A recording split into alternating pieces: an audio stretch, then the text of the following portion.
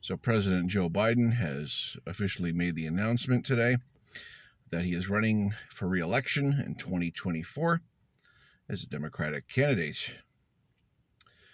I guess I just have some initial thoughts about it. We knew it was coming. We knew it was going to happen. It seemed like there was a big pause, so some of us got kind of excited, like, "Ooh, maybe he won't. Maybe there will be other, people and other opportunities to have a real progressive in there." No, of course not. And to make this even worse, the Democrats, the DNC, will not be hosting primary debates because it's a democracy when it's convenient for the establishment Democrats. They take place in democracy when it's politically expedient. Putting their candidate on the stage, at the fragile age of 80 years old, where he's just not, he's a sitting duck for criticism, guys. They do not want him on a debate stage with any up-and-comer progressive types like Marianne Williamson or RFK Jr. or whoever else might try to take up the progressive mantle. The Democrats do not want to see this. They do not want to encounter this. They have media apparatus to make the case. They don't need to see their guy challenged in any way, shape, or form, even though we know that primaries are great for democracy. It's great for the democratic process to know where we're at, to know where the electorate wants to go, to know what your candidate is all about. And the Democrats saying no to that says everything to me. They can be just as authoritarian as the fascist GOP. It's sad but true. But this is what we have. We have a rigged two-party corporate duopoly that gives us either neo-fascism or neoliberalism. Both are right-wing options. Both are the only options. Once again, in a country that purports to be a democracy, we have two choices of center-right and far-right for our presidential elections as the only viable options of winning the presidency. I don't have to tell you that isn't a democracy, right? I don't have to tell you. I don't need to explain that this isn't the true face of democracy in the United States of America. I don't really have to do that, do I? You guys, you're pretty hip by now. We just like to talk a strong game about democracy here, okay? Whatever's politically expedient at the time will do.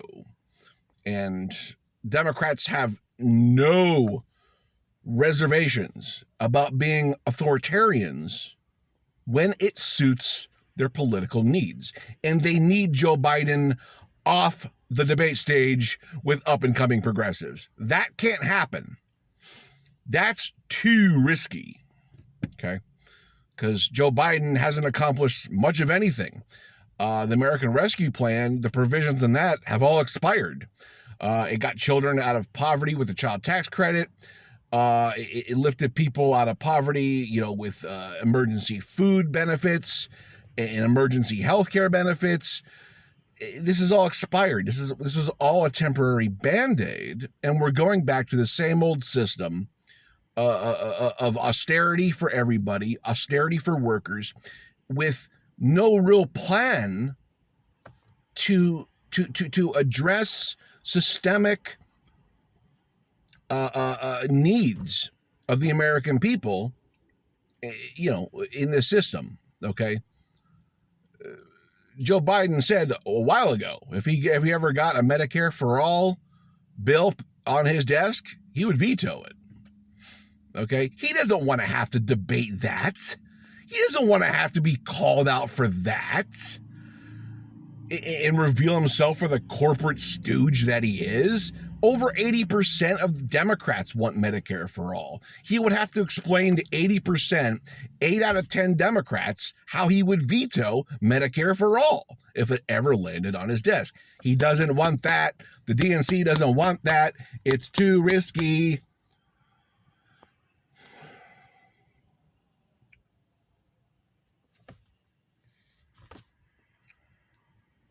So yeah, it's disappointing. Marianne, can ruffle some feathers. Can she win? No.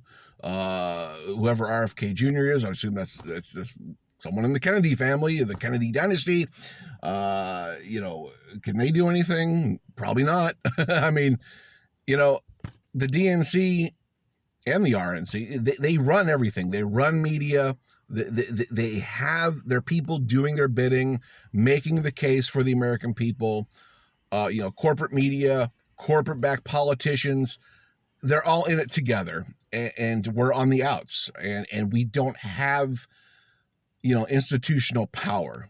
Okay, we have people power. We have each other, which is yet to be realized. Our political power as people, outside of the mechanism of voting. What I mean is actually getting into the streets, protesting, and making peaceful disturbances, and shutting things down. General strikes, protesting the Supreme Court in their Christo-fascism, and the GOP's, turn towards authoritarianism. We have a lot of work to do outside of voting. Okay, because whatever we need to get done, it might not happen just by voting. Let's just all have that sitting in the back of our heads. Like, voting can only get you so far when your needs aren't getting met. It's not the be all to end all here. Voting is a part of the democratic process. We all support it. We all do it. But we should never, ever stop there. The establishment needs political pressure, okay? And the right wing is great with this. Oh my God, their hordes are many, and they're active. They're at school board meetings. They vote in every local, state, and federal election. They are a highly motivated electorate, and you don't get that too much out of the Democrats. You really don't. They're not that highly motivated. But I don't know. Another 4 years of Joe, another 4 years of nothing of systemic change coming. Who's excited for that? The establishment. I'm not. You're not.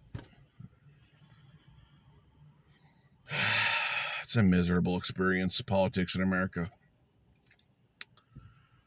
Anyways, let me know your thoughts. Hope you're having a good day.